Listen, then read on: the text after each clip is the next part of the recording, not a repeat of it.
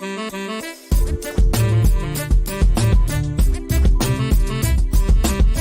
everyone, Scott Hansen here from NFL Red Zone. I hope you're checking out 1 hour of 5 Yard Rush, one of the best podcasts on NFL football in the UK.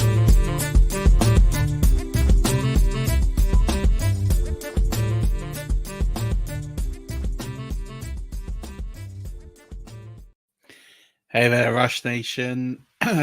Good to have you back here for week 3. I would normally say good morning. It's thrown me, but I'm a little late today, very late, in fact. So I do apologize. I woke up, didn't feel particularly great, took the extra sleep, and then really busy work day. So recording this at the end of my work day and getting this straight out to you.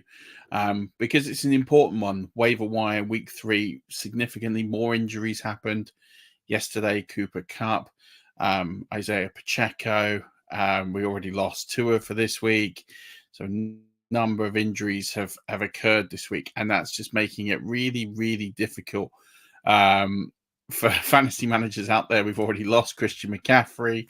It looks like we're going to lose Hollywood Brown for the rest of the season. So there's lots more of these potential discussions. Jordan Love. I mean, I could keep going, but I'm not going to keep going. Picking the go. That was the last one. So look, I'm going to just quickly go through the waiver wire and try and go as deep and as shallow as kind of need to go when it comes to fantasy ads. Spend most of the time in the running back, wide receiver situations, but we'll cover all the positions here. So top waiver wire for me, you're going to see most places is Derek Carr. I'm just not. Derek Carr's 12% owned. I'm just not sure that this sustainability this is a sustainable offense. They've scored on every possession, 15 out of 15. That's absolutely incredible. This is the best that we're going to see out of the Saints. Doesn't get any better than this. He's still not chucking it for 300 yards. He's still not racking up tons and tons of fantasy points. So if this is the best it's going to be, it's going to come down. He's not my pick of the week on the waiver wire. In fact, I have him third on my list. Geno Smith is the man I would own. I think with Kenneth Walker potentially missing time, they're going to get more vertical. You've got great weapons there and Lockett. DK Metcalf scored a great touchdown yesterday. You got JSN still ready to get going. He, for me, is the best ad. And he's about 24% owned.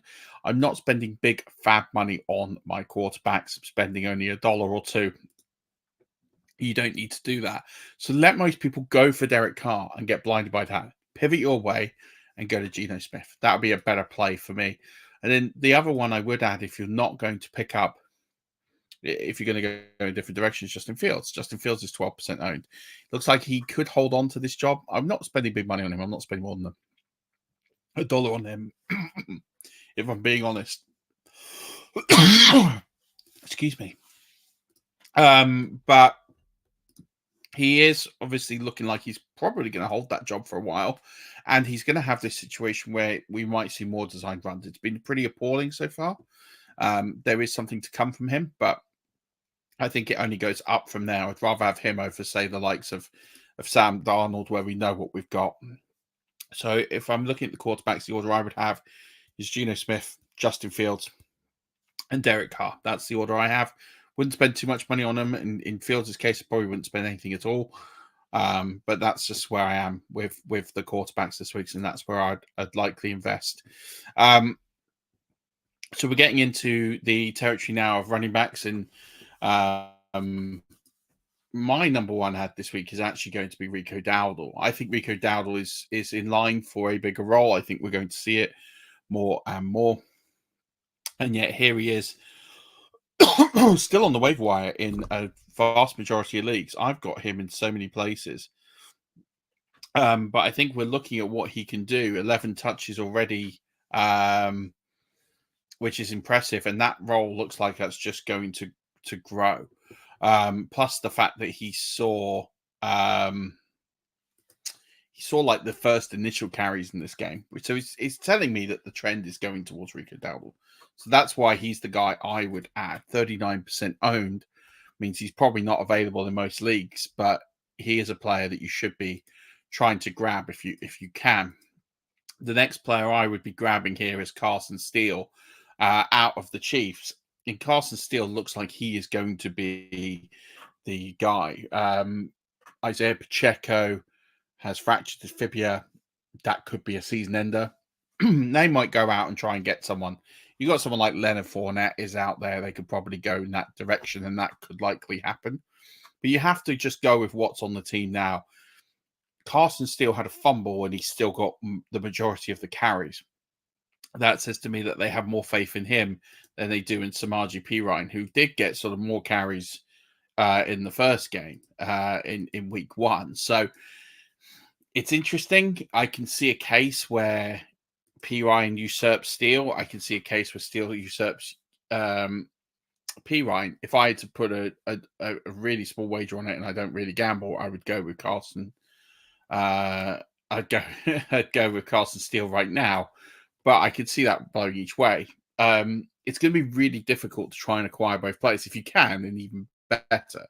The problem is that I think both of them are short-term solutions. So you're going to see people put fab bids out there, and they're going to put significant fab bids out there. I would let them. I wouldn't be willing to put more than $4 or $5 on any of these players. Except Rico Dowder, I can see a role going forward on a good offense.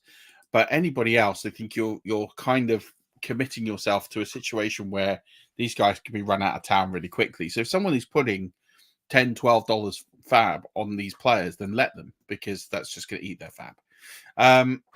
Next one up for me is Ty Chandler. Ty Chandler's actually 41% owned, but he usurped Aaron Jones yesterday. I don't think that's always going to be a thing, but I think it's interesting that he got a lot of touches yesterday, and he looked really good too. So I think he's someone that has to be added in more leagues. Bucky Irving, he is 26% owned.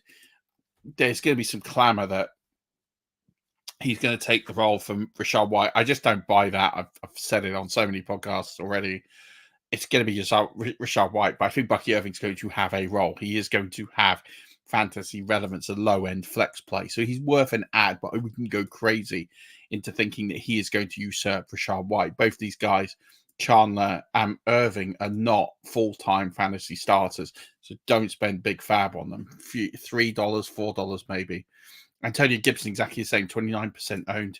He's exactly the same. He looked good on his carries against Stevenson. Stevenson looked phenomenal in week 1.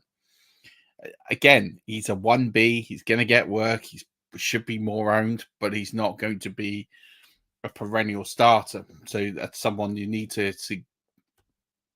kind of back off a little bit on. I guess I should mention, although I shouldn't, is Braylon Allen. Braylon Allen scores 2 touchdowns yesterday, and all of a sudden everyone's like, oh, well, that's it. Like he's arrived. And I'm thinking, well, yeah, he did get 2 touchdowns, and that's great. But Breece Hall is absolutely dominating all of that backfield at the moment. So he is nothing but a sort of low-end receiver. So if you want to pick Braylon Allen up as entry cover for Breece Hall with some flex appeal now, then that's fine. But again, don't go crazy. Don't spend big fab on him. Again, probably looking at 3% fab. That's kind of where I'm at on these sorts of guys. We look at the major ads this week. The first one for me, it's really clear, is Demarcus Robinson. He now completely usurps into a potential stratospheric, like, top tier. If Cup's out and Nakua's out, there really isn't anyone else to throw the football to. So he is 28% owned. And I should also mention Tyler Johnson, is he's probably going to be the other target in this offense as well. So both these guys are players that you can absolutely add, and you should be, I don't want to say empty the tank for, but you should be paying. I think with Robinson, 15% of fab, because I think he's going to get you. But the problem with spending that much is if you're short in that position for a few weeks, then he's worth that. If not, you have to kind of scale back. If he's just someone that's going to sit on your bench or be a flex maybe, then you need to scale back how much you spend. But as a desperation play, he's a 15% fab, and Johnson's a 10% ad based on desperation need. If you scale that back a bit and you're not quite as desperate, then a 10% fab bid for Robinson and a $6 or $7 fab bid for Johnson is a good way to go. Quentin Johnston is a guy I'm really intrigued by. 2 touchdowns. It really looks like he is back in the in the ascendancy. Neither change of coaching staff, even though he's only been in the league. This is his second year, but it seemed like the coaching staff were just out on him, and he seems to have come up and he's usurped Josh Palmer. I think you could do a like for like swap here, and I think I'd be paying the 10% of fab for Quentin Johnston, because he looks every inch like like the first round pick that we saw a year ago in terms of potential. There's still some rawness there, but he does look like he's developing strong, and he looks like he's completely usurped Josh Palmer on this depth chart, in terms of reads, in terms of relationships, in terms of how he's looked at in the team. So I think it's him and McConkey kind of lead the way. And I think, unfortunately for Josh Palmer, I think he's kind of left out in the cold here a little bit. So I'd be putting some good fab on Quentin Johnston. He's only 6% owned, so he is readily available here. A player that's been heavily forgotten about is Josh Downs. He is 16% owned. He is worth an ad at this point, because you can probably get him for free. He is a player that they need. It's clearly that this offense is struggling, because what this offense is at the moment is you double Pittman and then you take away all the throws possible. They've lost the tight end, and they're really struggling to get players who can make plays in the short, the medium perimeter, and that is what Josh Downs will do. So I think they're basically just lobbing it long to Doolan and to Pierce, but they don't have anyone in that short medium range. And that's what I think they need to get to. So, Josh Downs could be back next week, and that would be a really, really good, a good thing for that Indianapolis Colts offense. But then also, I think for Josh Downs as well for fantasy. So you probably add him for free. No one's really tagging Josh Downs, but he's a player I'd be adding in that role. And if you're looking for just a slot volume guy, Jalen Tolbert. He's 4% owned. I wouldn't spend loads on him, but he looks like he's going to get some work in this offense underneath, and will put up some pretty low end flex numbers, but they'll be there. So he's a player I would definitely add. All right, we look at the tight ends now, and it is very thin at tight end, as you would expect this season. But there are 5 guys here that you can add, and all 5 of these are completely viable. The guy I would potentially look to add off the bat is Tucker Kraft. So he clearly has usurped Luke Musgrave, and he is the tight end 1. Now, what does that mean with Malik Willis throwing the football? Nothing, really. And if you need a tight end now, like you got in Juco or Ingram, and you're struggling and you're like, what do I do? Then I would probably not go with Tucker Kraft. But if I'm thinking of a stash play at tight end, then Tucker Kraft is my guy. If I'm looking for a performer right out the bat, then I would be looking at either Hunter Henry or Zach Ertz. Hunter Henry is more likely to get you a touchdown, and the way that Jacoby Brissett plays, then he's definitely more likely to be in the mix there, and that offense doesn't seem to be as bad as kind of predicted. So Hunter Henry is going to have a role most weeks in fantasy football. He's going to be pretty much a tight end 2 with a tight end 1 upside if he gets in the box. Zach Ertz, on the other hand, has clearly seen off Ben Sinnott, and he's looking like he is going to have a good amount of volume in that offense for the Commanders. Now, as Jaden Daniels gets more confident, it would seem that Ertz will get more and more work as they continue to throw the football more. So for me, Ertz probably sits at the top of the tree. I think because his work is sustainable, and you can see a pathway to that remaining sustainable. Whereas I think with Henry, I can see a pathway that if they go to Dre, that may not happen. So that's why I wouldn't go in that direction. And then you've got Colby Parkinson, could be the only leftover target there. So he's one that you could easily go for. And then Mike Gesicki had a big game yesterday, but don't be trapped by that. That's just one I'd be sort of ignoring. Well, not ignoring, but keeping an eye on, but other people spend their fab on.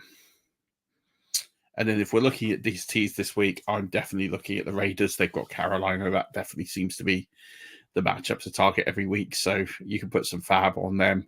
Don't need to spend a lot here. Also, like the Colts' matchup this week, they're ones that I'd be picking up as well. And then Tampa Bay have Denver, so there'd be the three I'd be looking to pick up this week in terms of DSTs and then kickers. Probably Carlson and Myers are the two I would target. But that's going to do it for this week.